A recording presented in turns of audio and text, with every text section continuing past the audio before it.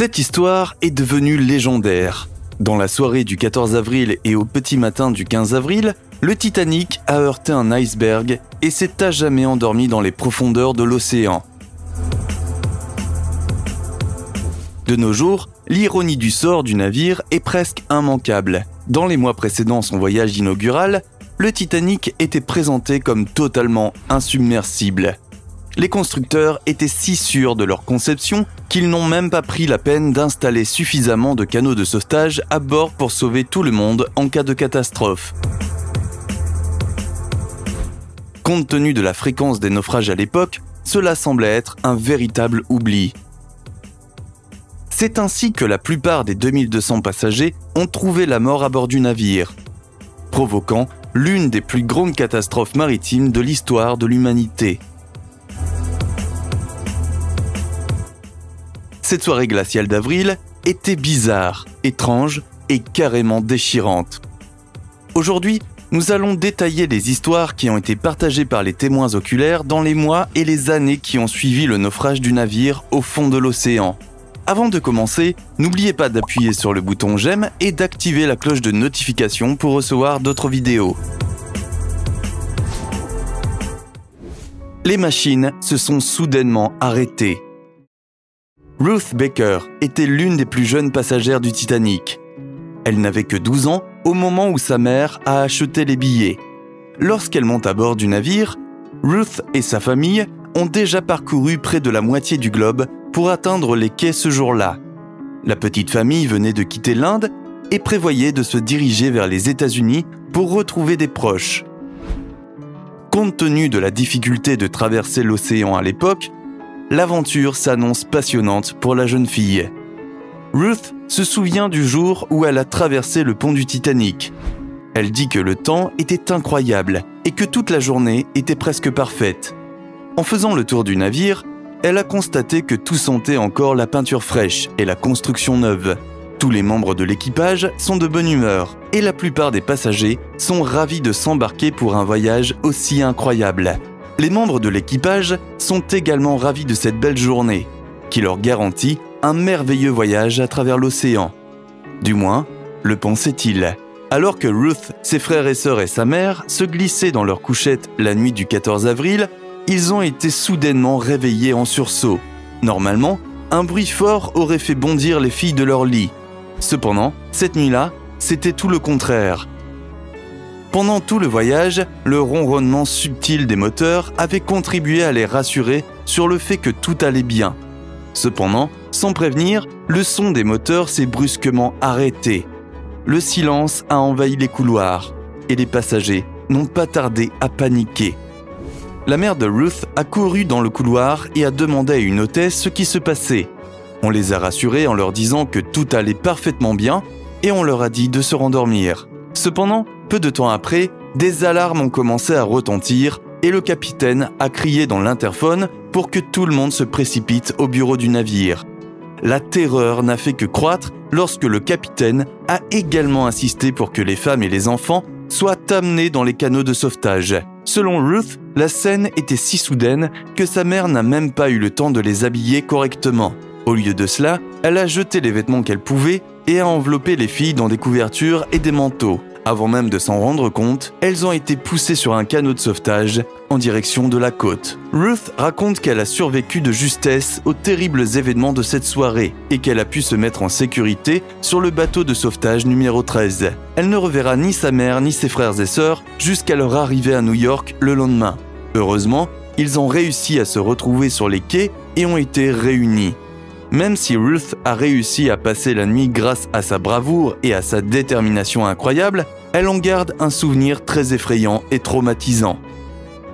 Cette soirée lui a rappelé tant de mauvais souvenirs qu'elle a refusé de raconter son histoire jusqu'à ce qu'elle soit beaucoup plus âgée. En grandissant, elle a décidé de s'ouvrir à son expérience et à partager son histoire avec quelques journalistes et reporters. L'équipage discipliné et calme.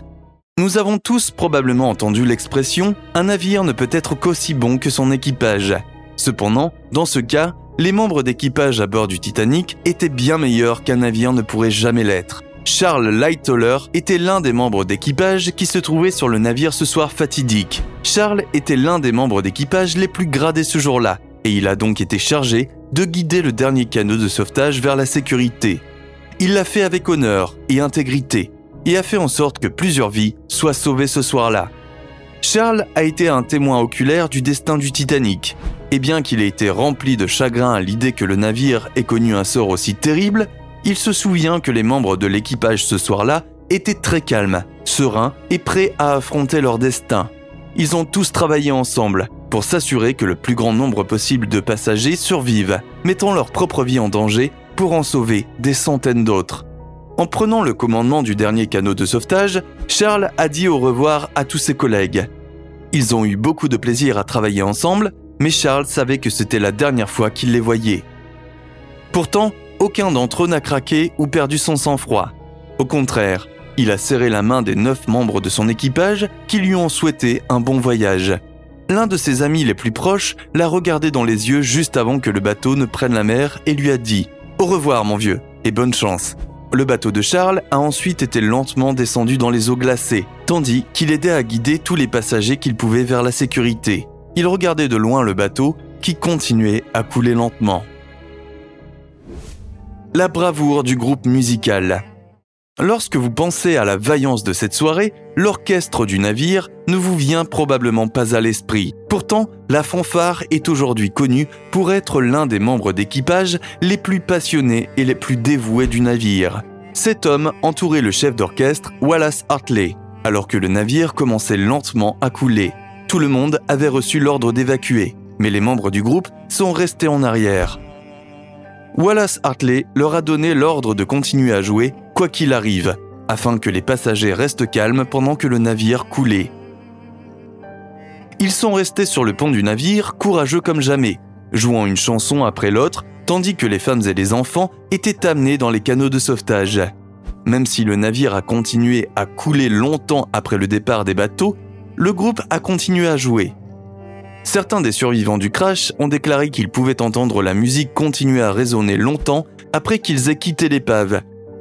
Et quelques-uns d'entre eux ont dit que la musique ne s'est arrêtée que lorsque le navire a commencé à se retourner, balayant le sol sous les pieds des artistes. Alors que le navire basculait, les hommes ont rangé leurs instruments et accepté leur sort. Il y avait beaucoup d'hommes courageux ce soir-là, mais aucun ne l'était plus que ceux qui ont consacré leurs derniers instants à apaiser les âmes de ceux qui allaient connaître une fin malheureuse. Les rapports des survivants diffèrent lorsqu'ils parlent de la dernière chanson qu'ils ont entendue ce soir-là. Certains disent qu'ils se souviennent avoir entendu « Nearer My God to Thee », tandis que d'autres se souviennent avoir entendu la chanson préférée de Hartley, « Autumn », alors que le navire commençait à s'incliner. Quoi qu'il en soit, une chose est sûre. Wallace Hartley restera dans l'histoire comme l'un des hommes les plus courageux à bord du Titanic ce soir-là. Peu après le naufrage du navire, un petit sac a été retrouvé flottant dans l'eau. En sortant le sac des eaux glacées, les sauveteurs ont trouvé un violon à l'intérieur. Il y avait une inscription sur le sac avec le nom de la fiancée de Wallace Hartley. Ils savaient que c'était, sans aucun doute, le violon le plus précieux de Wallace. Même si Wallace n'avait pas survécu à cette soirée, sa musique et son instrument ont certainement survécu. Finalement, le violon a été rendu à sa fiancée et est resté dans sa famille jusqu'en 2013, date à laquelle il a été vendu aux enchères pour 1,5 million d'euros. Explosion, éclair, bruit terrible. Après que tout le monde ait été embarqué sur les canots de sauvetage, l'épave du navire était visible à des kilomètres à la ronde. Au fur et à mesure que le navire s'enfonçait, il commençait à se briser et à s'effriter, provoquant plusieurs explosions et éclairs lumineux provenant des chaudières. Selon de nombreux témoins oculaires, le navire a illuminé le ciel nocturne lors de son naufrage, permettant aux survivants de voir les passagers qui se trouvaient encore sur le navire, même s'ils étaient très éloignés. Un survivant a parlé des explosions et a déclaré « Cela avait l'air solennel, des lumières éblouissantes dans la nuit noire. Mais nous savions tous que nos proches étaient là, sur le navire, et que nous ne pouvions rien faire. Je ne peux même pas imaginer le sentiment que ces survivants ont dû éprouver en étant forcés de regarder le navire connaître une mort si terrible, remplie de passagers qui voulaient simplement commencer une vie meilleure en Amérique. » C'est vers 2 heures du matin que le navire a finalement commencé à s'effondrer. À 2h20, le chaos le plus total a commencé à envelopper ceux qui étaient restés à bord du navire. Les survivants se souviennent avoir entendu des bruits terribles provenant de l'épave, principalement le gémissement de grandes pièces de métal pliées et déchirées par la force de l'eau qui remplissait maintenant le navire. La première cheminée s'est effondrée à peu près à ce moment-là, percutant le pont de navigation et faisant un grand trou dans le navire. À ce moment-là, l'angle du navire a augmenté de façon spectaculaire, le projetant presque à la verticale alors qu'il était aspiré par les eaux glaciales. Selon les témoins, la poupe du navire s'est élevée de 60 à 70 mètres en l'espace de quelques secondes, avant d'être engloutie par les eaux menaçantes en quelques instants. Les canaux de sauvetage se trouvent alors le plus loin possible afin d'éviter les vagues qui se desservent sous l'effet de l'enfoncement du navire. Ceux qui ont réussi à monter sur un canot de sauvetage disent que la dernière chose qu'ils ont vue avant la disparition du navire était plusieurs des passagers restants sautant du bord du navire, espérant que cela les aiderait à trouver leur fin d'une manière plus humaine, plutôt que d'être traînés dans les profondeurs de l'océan. Qualifier la scène d'inquiétante et de tragique serait un euphémisme. Pour des centaines de personnes, ce serait le pire jour de leur vie. Pour des centaines d'autres, ce serait le dernier jour de leur vie. Peu de temps après le naufrage du Titanic, un livre a été publié, intitulé simplement « Titanic ». Le livre explique en détail comment le navire a coulé, relayant toutes les informations disponibles à l'époque. Bien que nous sachions aujourd'hui que beaucoup des rapports initiaux étaient faux. Quoi qu'il en soit, le livre présente de nombreux récits de témoins oculaires qui brossent un tableau très macabre de cette soirée, avec des détails atroces qu'aucun d'entre nous ne peut imaginer. Le livre dit « Certains des passagers ont détourné le regard. Ils ne pouvaient pas supporter ce spectacle. D'autres, en revanche, ne pouvaient pas détourner le regard. Bronzés et rigides d'horreur, ils regardaient le scénario. Tout le monde était silencieux. Personne ne disait un mot. » Un témoin rapporte « On voyait des gens qui voulaient sortir de l'eau et monter dans l'un des canaux de sauvetage qui était plus éloigné de nous. Les stewards ont dû les arrêter, sinon ils auraient fait chavirer les bateaux. » Le destin du Titanic est resté dans l'histoire comme l'une des plus grandes pertes de vies humaines causées par une erreur humaine à s'être produite dans l'histoire du monde. Merci d'avoir suivi cette vidéo. N'oubliez pas d'appuyer sur le bouton j'aime et d'activer la cloche de notification pour recevoir d'autres vidéos.